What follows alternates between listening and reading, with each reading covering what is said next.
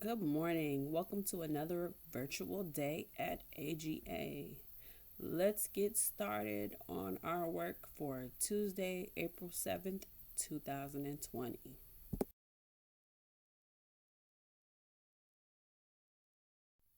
Okay, yesterday we began by learning some new vocabulary words.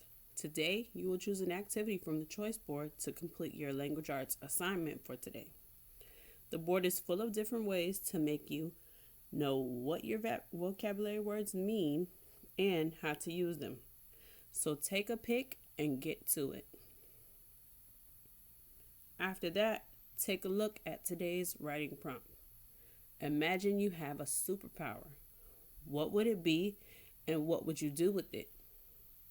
I can think of many superpowers that I'd like to have, but today we're just picking one. Don't forget, use your imagination and be creative.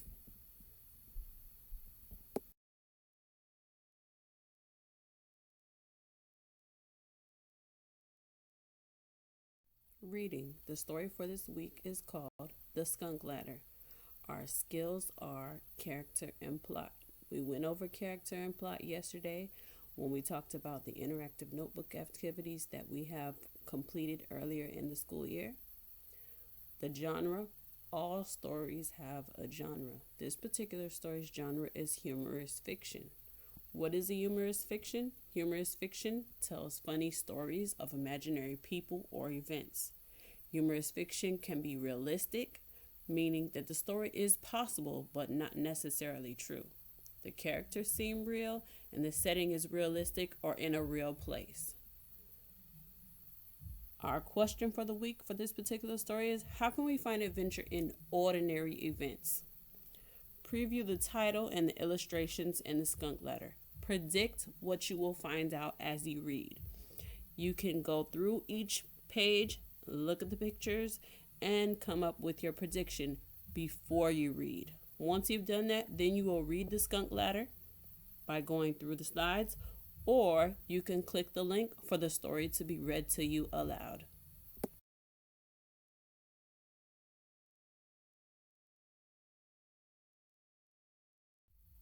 The Skunk Ladder by Patrick F. McManus, illustrated by Richard Johnson. Humorous fiction is the genre. Question of the week: how can we find adventure in ordinary events?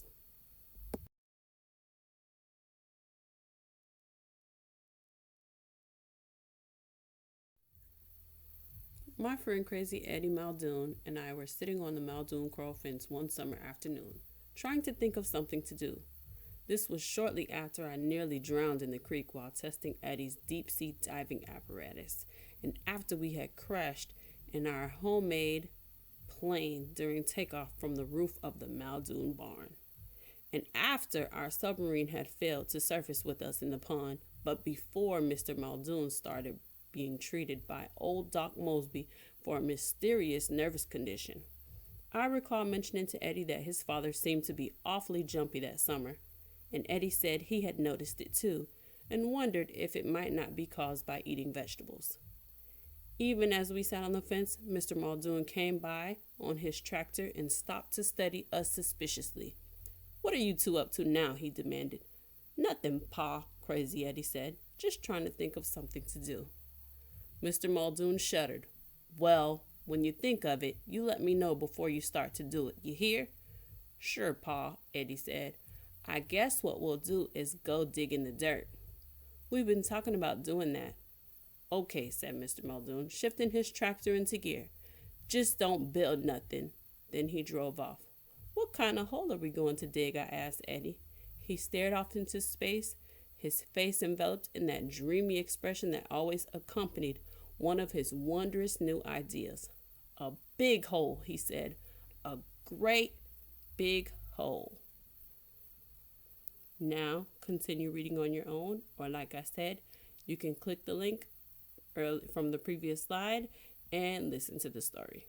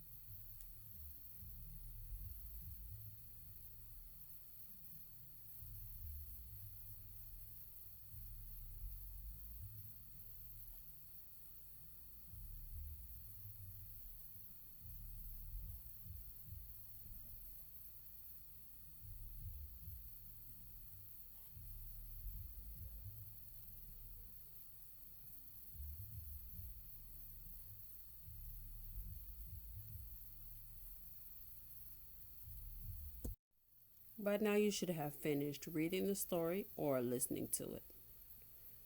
Now, you're going to pull out your notebook, your journal, or your piece of paper, and you're going to answer the following questions. Number 1, reread pages 176 to 177. What parts of the story does the author use exaggeration to create humor? 2, reread the last paragraph on page 177. What does the word enveloped mean? Remember that if you cannot find the meaning using context clues, try to think of a familiar word that is related to enveloped. Number 3, reread page 180.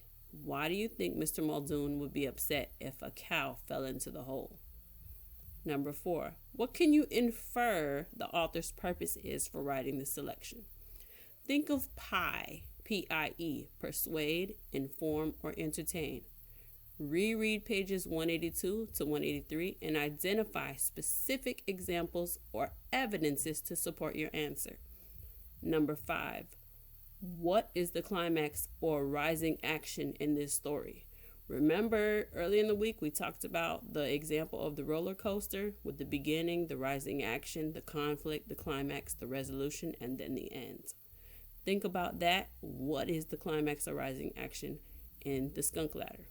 Number 6, reread page 186 and 187 and find specific details that show how the relationship between Eddie and his father.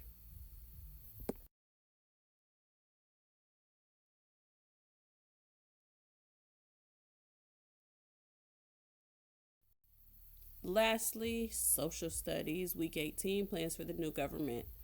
Log into studiesweekly.com. You're going to read the Cotton Gin and Numismatic Mania, and then you will answer the comprehension questions at the bottom of each article.